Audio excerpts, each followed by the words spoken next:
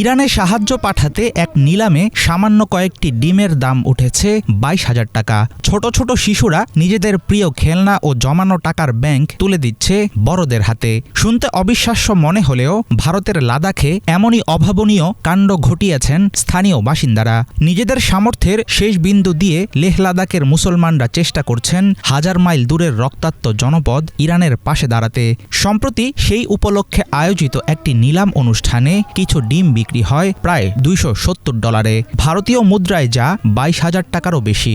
ইরানের লড়াই যেন হয়ে উঠেছে হিমালয়ের কোল ঘেঁষা অঞ্চলের ভারতীয় মুসলমানদের ব্যক্তিগত সংগ্রাম। এই ডিমের মাধ্যমে সারা বিশ্বের কাছে একটি বার্তা যাচ্ছে, মানুষ শুধু ডিমের জন্যই $270 দিতে প্রস্তুত। যদিও বিপ্লবের নেতা এখনও আমাদের আত্মত্যাগের ডাক দেননি এই মুহূর্তে। এই ডিমের মূল্যই $270। যখন ঘোষণা আসবে, যখন আমাদের অনুমতি দেয়া হবে, তখন আমাদের কাছে আর কোনো কিছুরই গুরুত্ব থাকবে না। আমরা আমাদের জীবন উৎসর্গ করতেও প্রস্তুত থাকব। গত 28 ফেব্রুয়ারি যখন আমেরিকা ও ইসরায়েল খামেনির দেশে বিমান হামলা চালায়, তখন থেকেই বদলে গেছে লেহ লাদাখের দৃশ্যপট। সেখানে বারুদের গন্ধ না থাকলেও আছে কেবল গভীর শোক আর সহমর্মিতার সুর। মোদি সরকার ইসরায়েলের সঙ্গে সম্পর্ক গভীর করার ব্যাপারে মনোযোগী, অথচ লাদাখের স্থানীয় জনসাধারণ নিজেদের নিত্য প্রয়োজনীয় জিনিসপত্র চড়া দামে নিলামে তুলছেন, যাতে সেই অর্থ দিয়ে ইরান যুদ্ধের শিকার মানুষের জন্য ত্রাণের ব্যবস্থা করা যায়।